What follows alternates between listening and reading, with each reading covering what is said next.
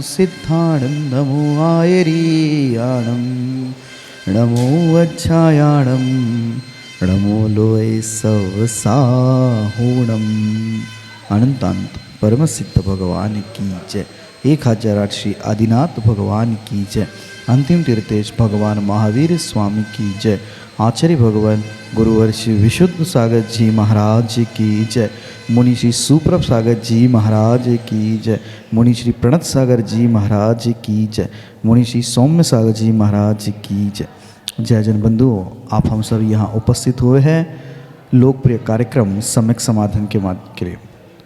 सम्यक समाधान एक ऐसा कार्यक्रम, एक ऐसा प्लेटफॉर्म, एक ऐसी सुविधा जिसके माध्यम से हम सभी लोग अपने मन में उठने वाले जो विकल्प है उन विकल्पों का सम्यक समाधान प्राप्त कर रहे हैं। और यह हमारा सभी का सौभाग्य है, परम सौभाग्य है कि साक्षात पंचम परमेष्ठी साधु परमेष्ठी के मुखारविंद से हम सभी लोग इस सम्यक समाधान कार्यक्रम का एवं अपने विकल्पों का सम्यक समाधान पान कर रहे हैं। कितने महान पल होते हैं जिस पल में अपने मन में उठने वाली जो अज्ञानता है, जो विकल्प है, उस विकल्पों का समाधान हमें प्राप्त होता है। और इस समाधान को देने वाले कोई नहीं, श्रवण मुनि सुप्रभ सागर जी है। मुनिषि के मुखारविंद से हम सभी लोग प्रतिदिन ये कार्यक्रम एवं सम्यक समाधान का पान करते हैं और अपने मन में उठने वाले विकल्पों का समाधान प्राप्त करते हैं।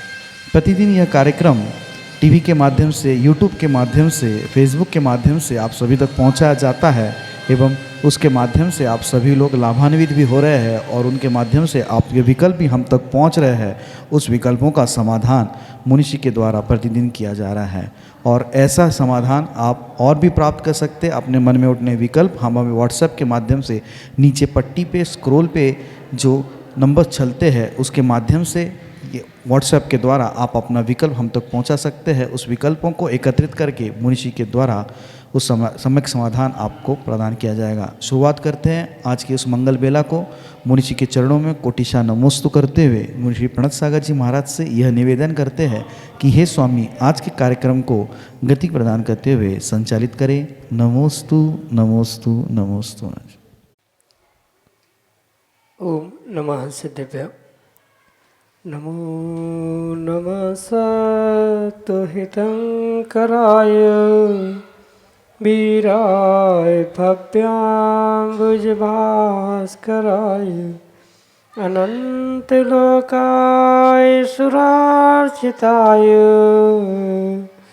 देवादिदेवाय नमो जिनाय देवादिदेवाय नमो जिनाय।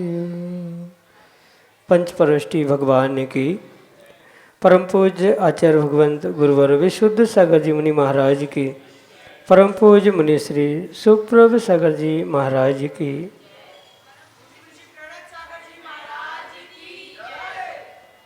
आत्म कल्याण का पथ प्रदर्शित करने वाली वह अलौकिक विधा जिसके माध्यम से हम सभी अपने जीवन में उस अज्ञान रूपी तिमिर को दूर करके और सम्यक ज्ञान रूपी ज्योति को ज्योतित करने का पुरुषार्थ कर रहे हैं। और वही सम्यक ज्ञान हमारे आत्म कल्याण के लिए परम करकारी है। ऐसे आत्म कल्याण की वह अनूठी विधा समीचीन विकल्पों का सम्यक समाधान प्रारंभ करते हैं।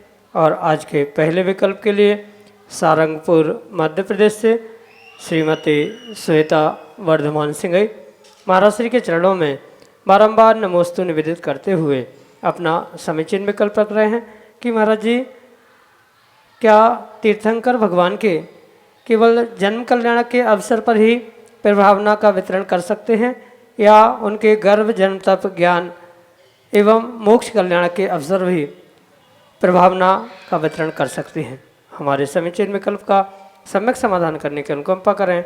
नमोस्तु महाराज जी, नमोस्तु। ओम नमः सिद्धम। परम पूज्य आचार्य भगवान गुरुवर विशुद्ध सागर जी महाराज के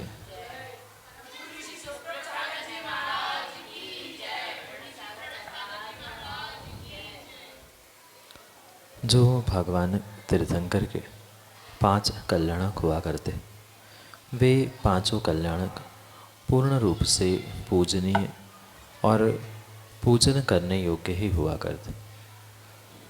भले ही जन्म कल्याणक और मोक्ष कल्याणक विशेष रूप से मनाए जाते हैं, पर वास्तविकता यही है कि पांचों भी कल्याणक पूर्ण रूप से पूजनीय है और वो भी समान रूप से ही उत्साह आनंद के साथ मनाने की आवश्यकता है। क्योंकि कुछ वर्तमान की तात्कालिक विषमता, परिस्थिति या व्यस्तता, इन बातों के कारण कुछ एक तीर्थंकर भगवंतों के ही जन्म और मोक्ष कल्याणक ही बहुत जोर शोर उत्साह आनंद के साथ मनाए जाते हैं। ज़रूरी नहीं है कि मात्र उन गिने चुने ही तीर्थंकर भगवंतों के जन्म और मोक्ष ही कल्याणक मनाए जाए। आप चाहे तो आप श्रावक हैं तो भगवंतों के पंच कल्याणक यानी जन्म, गर्भ, तप, ज्ञान और मोक्ष, इन 24 तीर्थंकर भगवंतों के समान रूप से मनाने में कोई भी किसी भी प्रकार से दोष नहीं है। जितना आप विशेष उसमें प्रभाव न कर सकते हो, उतना विशेष आपको उसके निमित्त से पुण्य मिलेगा, ये परम सत्य। इसलिए ये अवश्य समझे, आप अगर किसी भी प्रकार से उस अन्य तीर्थंकर भगवंतों के जन्म कल्याणक के निमित्त से भी प्रभाव न बांटना चाहते हैं, या जन्म कल्याणक के अलावा भी अन्य किसी कल्याणकों के दिन आपकी भावना ये हो रही है कि हमें इस कल्याणक को विशेष रूप से मनाने की आवश्यकता है, उसकी विशेष प्रभावना करनी चाहिए।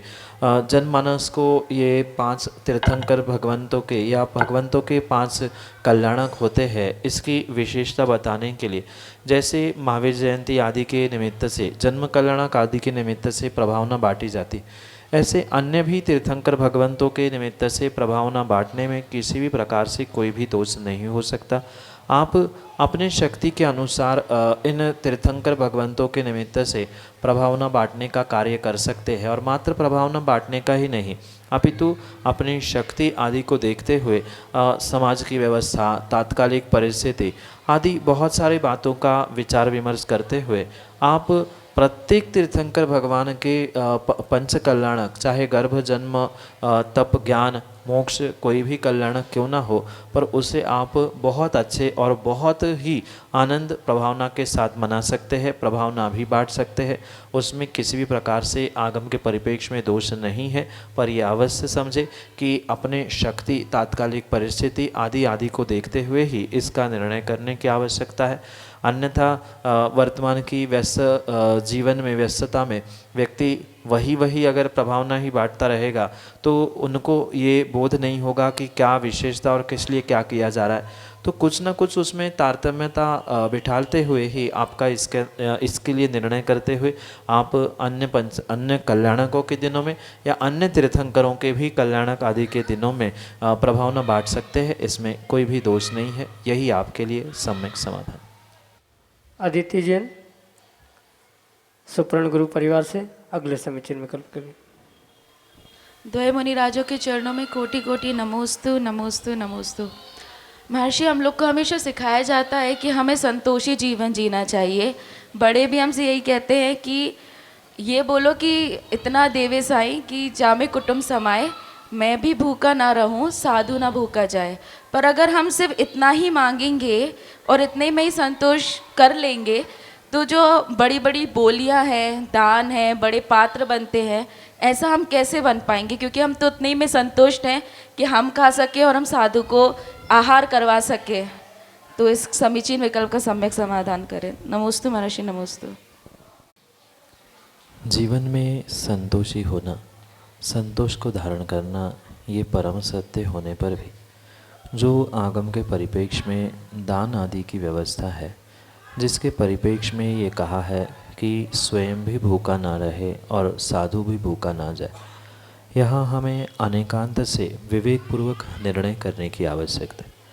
जहाँ ये कहा जाता है कि हम भी भूखे ना रहे, कोई साधु भूखा ना जाए, तो वहाँ नीतिकारों की और पंक्ति लिखने वालों की मात्र और मात्र इसी अपेक्षा को और इसी अभिप्राय को आपको समझना होगा कि कम से कम इतना तो हमारे पास होना ही चाहिए कि हम स्वयं का और स्वयं के साथ साथ जो हमारे नगर में या हमारे जो गुरुजन हैं, साधुजन हैं, उनको भी कभी हम न भूखा रखे न हम भूखे रहे, इतना तो हमें वह प्राप्त हो ही, ये वहाँ पर भावना है।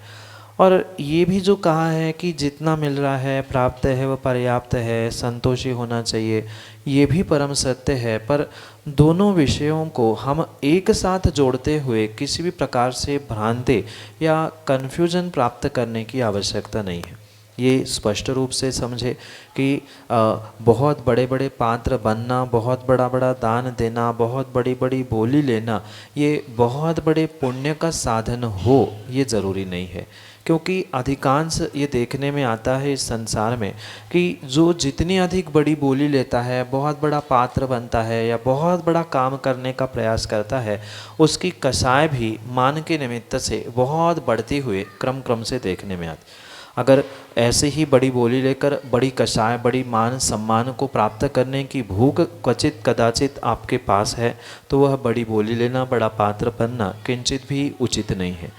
आगम में आचार्य भगवंतों ने उन व्यक्तियों का दान श्रेष्ठतम कहा है जो दिन में 10 रुपये कमाते हुए 54 58 1 रुपये डालने का प्रतिदिन जो नियम करता है, उसका दान श्रेष्ठ है। लाखों करोड़ों की बोली दुनिया के सामने, समाज के सामने लेकर कमरे में जाकर उसको कम में निपटा देना या बोलकर मुकर जाना। क्योंकि आप अगर वास्तविकता को देखें और इस सत्यता को जानें, क्योंकि शायद हो सकता है आपने अभी संसार की इन विषमताओं को और बहुत सारी बातों को देखा नहीं है, जाना नहीं है। लोगों लाखों करोड़ों की बोलियां तो लेते हैं, दुनिया के सामने माला सम्मान प्राप्त भी करते हैं, पर जब देने का समय आता है वह हाथ खड़े कर देते हैं, अब हमारे पास है ही नहीं है, स्वयं को दिवालिया घोषित कर देते हैं। तो किसी भी प्रकार से ऐसा कार्य करने की अपेक्षा से आप प्रतिदिन 2 रुपये 5 रुपये भी दान कर रहे हैं, तो आगम के परिप्रेक्ष्य में वो आपको अच्छे भावों से देने के निमित्त से बहुत श्रेष्ठतम दान कहा जा सकता है। हाँ, ये स्वाभाविक सी बात है कि हर व्यक्ति को लगता है कि हम भी कभी बड़े पात्र बने, हम भी कहीं बहुत बड़े पुण्य के कार्य करें, पर इसका मतलब ये नहीं है कि हम बड़े बनने के लिए बहुत अधिक धन खर्च करें, धन प्राप्त करें।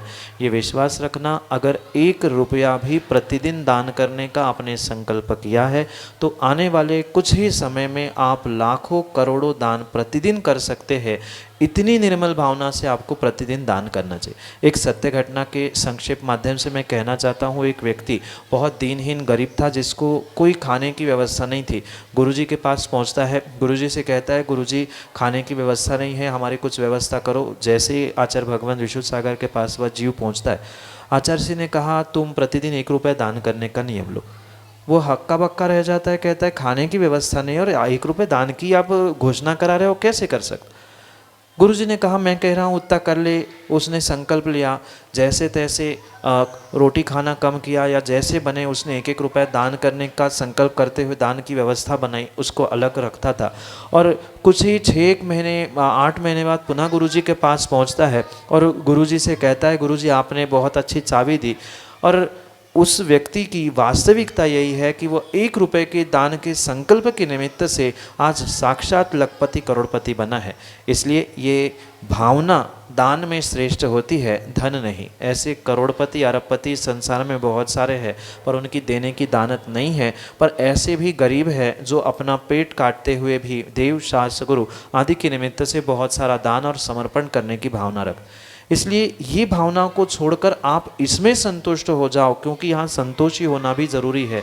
दान देने की भूख जो मान कसाई जीवों को होती है, वही जीव को असंतोषी बना रही है कि नहीं हमें तो कमाना है, दान देना है। ये किसी प्रकार से आगम के अनुकूल नहीं है। दान देने के लिए कमाया नहीं जाता, अपितु कमाया हुआ जो हिस्सा अधिक से अधिक हम दे सकते हैं, वही वास्तव में दान होता है। और ऐसा ही भाव लेकर आप चलेंगे, छोटे से दान के, प्रतिदिन के, प्रति माह के संकल्प के साथ चलेंगे, तो विश्वास रखना आने वाले जीवन में आप बहुत बड़ी बोलियां, बहुत बड़े पात्र ही क्या, आप ही बहुत बड़े आदमी बन सकते हैं। इसलिए ऐसी भावना के साथ मात्र पैसे कमाने के लिए आपको उस पापों से बचने के लिए तो संतोष रखना है, पर दान धर्म के लिए नहीं।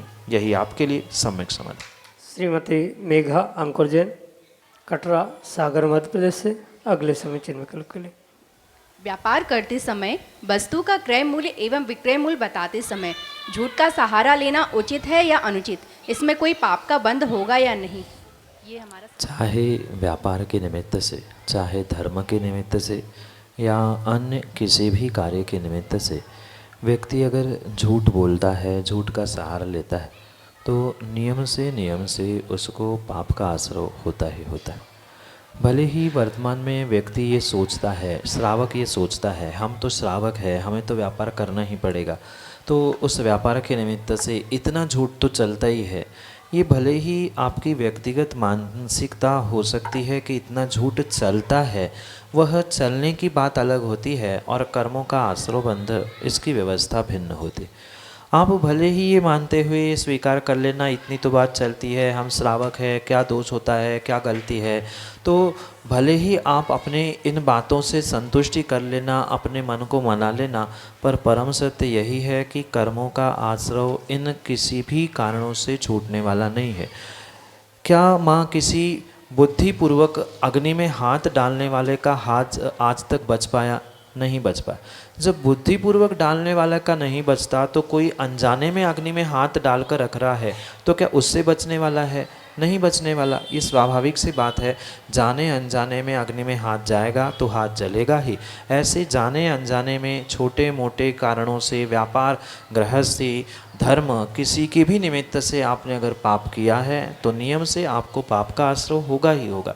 और हिंसा, झूठ, चोरी, कुशल, परिग्रह, ये 5 पाप होते हैं, ये सभी जीव जानते हैं। इसलिए चाहे छोटा सा पाप करे, चाहे बड़ा झूठ बोले, चाहे गृहस्थी, श्रावक या व्यापार आदि के निमित्त से करे, या अन्य किसी भी बुद्धिपूर्वक पापों के लिए झूठ बोले, पाप तो पाप ही है और उसके निमित्त से दोष अवश्य ही लगेगा, पाप का भी आश्रय होगा। क्योंकि आप श्रावक है, ऐसी स्थिति में आप इन पापों से और इन दोषों से बचने के लिए कभी ना कभी साल में 2-4 साल में गुरु के चरण निश्रा में पहुँचते हुए, उसके निमित्त से प्रायश्चित ग्रहण करते हुए अपने दोषों से, अपने पापों से प्रक्षालित होने का पुरुषार्थ करते रहे। यही आपके लिए सम्यक समय। विशाल जैन, सागर, मध्य प्रदेश से अगले समय चिन्ह विकल्प करें। द्वय महाराज जी के श्री चरणों में नमोस्तु नमोस्तु नमोस्तु। महाराज जी, मेरी जिज्ञासा है कि जैसा कि आपने कथा में बताया था कि एक सेठ ने अनजाने में किसी व्यक्ति को भोजन करने के लिए कुछ दान दिया था, लेकिन उस व्यक्ति ने उन पैसों का दुरुपयोग करके मछली का जाल खरीद के हिंसा का कार्य किया, तो उसको सेठ को ना व्यापार में नुकसान लगा और 6 महीने तक ना उसको समझ में नहीं आया हमारे व्यापार में क्या हो रहा है। फिर वो मुनिराज के पास में जाकर पूछता है कि मैंने ऐसा क्या किया जिससे ना मेरे को जो है पाप बंद हो रहा है। तो मेरी जिज्ञासा है महाराज श्री, क्या अप्रत्यक्ष रूप से कोई अगर किसी के माध्यम से दान करता है और कोई व्यक्ति अपना प्रयोजन बदल देता है, तो ऐसे में क्या पाप बंद होगा? नमोस्तु महाराज जी। व्यक्ति को दान का प्रत्यक्ष चाहे परोक्ष फल अवश्य ही प्राप्त होता है। जैसे मात्र कथानक में कहा इतना ही परम सत्य नहीं, ऐसी कई सारी कथाएं आगम ग्रंथों में पूर्व काल से प्राप्त होती है। और मात्र पूर्व काल में ही प्राप्त होने वाली कथा नहीं, वर्तमान में भी ऐसा प्रत्यक्ष रूप से कई सारे जीवों के साथ घटित होते हुए देखने में आता। इसलिए आचार्य भगवंतों ने दान देने वाले उस श्रावक को श्रेष्ठतम कार्य विवेक से ही करने की आज्ञा प्रदान की है। और ये भी परम सत्य समझे कि दान स्वयं के द्रव्य का स्वयं के हाथों से ही हुआ करता है, किसी दूसरे नौकर, किसी परोक्ष व्यक्ति के द्वारा स्वयं का दान नहीं कहलाता है। क्योंकि अगर आप किसी दूसरे व्यक्ति के द्वारा परोक्ष रूप से दान दिला रहे हैं, या घर बैठे ही कह रहे हैं इनके द्वारा हमने पहुंचा दिया, अब उसने रास्ते में क्या कर लिया, माना किसी व्यक्ति के हाथ में पहुंचा और जहां तक पहुंचना था वहां पहुंचा ही नहीं, उसने रास्ते में ही कुछ गड़बड़ कर लिया, तो उसका भी फल बिल्कुल आपको ही लगेगा। माना कि स्थान पे पहुंचने के बाद उसमें कुछ गड़बड़ हुई है, तो उसका भी आपका बिल्कुल पाप लगेगा ही लगेगा, क्योंकि द्रव्य आपका ही था और उसका प्रयोग सामने वाला व्यक्ति चाहे बुद्धिपूर्वक करे चाहे अबुद्धिपूर्वक करे, वह कैसा भी उसका प्रयोग क्यों ना करे, पर उसका पाप का आश्रय नियम से आपको ही लगेगा, क्योंकि द्रव्य आपका ही वहाँ पर था और आपके द्रव्य का प्रयोग करते हुए उसने उसके निमित्त से, उस द्रव्य के निमित्त से विपरीतता प्राप्त की है। जैसे विपरीत कार्य करते हुए हिंसा का कार्य किया है तो उसका भी आपको आश्रय अवश्य ही होगा, क्योंकि हमारे जैनागम में कृत, कारित और अनुमोदना ये 3 प्रकार के फल देने की कर्मों की व्यवस्था बताई। कृत यानी स्वयं करना, कारित यानी दूसरों से कराना और अनुमोदना यानी दूसरा जो कर रहा है उसके लिए स्वीकृति प्रदान करना। भले ही आपने प्रत्यक्ष रूप से स्वीकृति नहीं की दी है सामने वाले व्यक्ति के विपरीत कार्य के लिए, पर परोक्ष रूप से आपने अनुमोदना ही की है, क्योंकि अगर आपके पास समय होता, विवेक होता, तो आप उस दान को स्वयं के हाथों से ही करते। और कठोर बात आगम में आचार्य भगवंतों ने स्पष्ट रूप से श्रावकों के लिए लिखी है कि किसी भी प्रकार से अरिहंत की पूजा, निर्ग्रंथ को दान या कहीं भी किसी भी प्रकार से जो दान दिया जाता है वह परोक्ष रूप से किसी नौकरों के द्वारा नहीं किया जाता, क्योंकि अगर कोई व्यक्ति, कोई सेठ नौकरों से संतान उत्पत्ति चाहता है तो वह संतान उस सेठ की नहीं अपितु नौकर की कहलाती है। ऐसे ही दान आप दूसरे से कराना चाहते हो तो उसका पुण्य उसे मिलेगा, अगर उसके भाव अच्छे हो तो। अगर आपका द्रव्य है तो वहाँ आपको ही पाप पुण्य लगेगा। इसलिए चाहे पुण्य प्राप्त या पाप प्राप्त करने की भावना आपकी जैसी है, जैसी आपकी क्रिया है, कृतकारित अनुमोदना है, अंत में उसका प्रयोग कहाँ, कैसे, किस प्रकार से कर रहा है, इन सभी बातों का एक साथ रिजल्ट पुण्य पाप रूप आपके परडे में आएगा। ये परम सत्य समझते हुए विवेक से, स्वयं के हाथों से, स्वयं वहाँ उन स्थानों पर पहुँचते हुए ही आपको नियम से ऐसे उत्कृष्ट दान आदि की क्रिया को श्रावकोचित विवेक से ही करने की आवश्यकता है। अन्यथा नियम से आपको पुण्य की बदले बहुत बड़ा पाप, बहुत बड़ा घाटा भी लगने की संभावना है, क्योंकि वर्तमान में कोई अवधि मनपर्य ज्ञानी या केवली ज्ञानी भगवंत नहीं है जो प्रत्यक्ष हमें ये कह सकते हैं कि आपने यहाँ पे ऐसा किया था इसलिए ऐसा हुआ। पर अनुमानित हमें यही समझना होगा कि कहीं न कहीं दान देते समय भी इन भावों के साथ कृतकारित अनुमोदना से या प्रत्यक्ष परोक्ष स्थानों की विपरीतता के निमित्त से भी हमें दोष लग रहा है। यही निर्णय करते हुए विवेक से, अपने हाथों से, अपने ही विवेक से ही दान देने की आवश्यकता है। यही आपके लिए सम्यक समाधान। अमिष्ता जैन, सागर, मध्य प्रदेश से अगले समय चिन्ह विकल्प के लिए। हे महाराज जी, नमोस्तु नमोस्तु नमोस्तु। मेरा प्रश्न ये है कि माता जी के चौकों में तो लड़कियां लगाती हैं चौका, लेकिन फिर महाराज जी के चौके में पुरुष क्यों नहीं लगाते? कृपया इसका सम्यक समाधान कीजिए। जो मुनि, आरिका आदि के निमित्त से श्रावक अपने घर में चौका लगाता है, शुद्ध भोजन बनाता है, वहाँ मुख्यतः से महिला, बालिका, स्त्री वर्ग ही चौके आदि की व्यवस्था करते हुए, भोजन आहार आदि बनाते हुए देखने में आता है। इसका मतलब ये नहीं है कि कोई पुरुष वर्ग चौका नहीं लगा सकता, आहार नहीं बना सकता। कई सारे ऐसे स्थान होते हैं जहाँ घर में या कई स्थानों पे महिलाएं होती ही नहीं हैं, तो वहाँ पर पुरुष वर्ग भी पूर्ण रूप से चौका लगा सकते हैं, उसमें कोई भी किसी प्रकार से दोष नहीं है। पर अधिकांश ये देखने में आता है कि खाना बनाना, भोजन बनाना ये महिलाओं की मुख्यता से ही प्राप्त होने वाला कार्य है। जो महिलाओं को भोजन बनाने में सहजता, सरलता और एक विशेषता प्राप्त होती है, ये लगभग सभी पुरुषों के पास नहीं होती, क्योंकि वर्तमान की भी और आगम की यही व्यवस्था है कि सबके अपने अपने कार्य व्यवस्थित रूप से विभाजित किए गए हैं। जैसे व्यापार करना, धन अर्जन करना ये पुरुषों का काम है, घर में गृहस्थी, भोजन बनाना, घर की साफ सफाई, देखरेख करना ये महिलाओं का कार्य हुआ करता है। तो पूर्ण रूप से ये कार्य के विभाजन के निमित्त से ही ये भिन्न भिन्न परिस्थितियाँ, भिन्न भिन्न कार्य करते हुए वर्तमान के जीव और भूत के भी और भविष्य के भी जीव देखने में आते। इसलिए ज़रूरी नहीं है कि पुरुष वर्ग कर नहीं सकता, ये कहीं ना कहीं उन पुरुष वर्गों की कमज़ोरी कह दो कि वे हर कोई पुरुष भोजन बना नहीं सकता। कुछ लोग भोजन कर भी ढंग से नहीं सकते, और जो कर नहीं सकते वे साधुओं के लिए, मुनियों के लिए या आरिकाओं के लिए भोजन अच्छा कैसे बना सकते। एक गृहिणी, जो महिला सदगृहिणी होती है, वह विवेकपूर्वक कहाँ कैसे भोजन बनाना उसके अभ्यास के निमित्त से जानती है।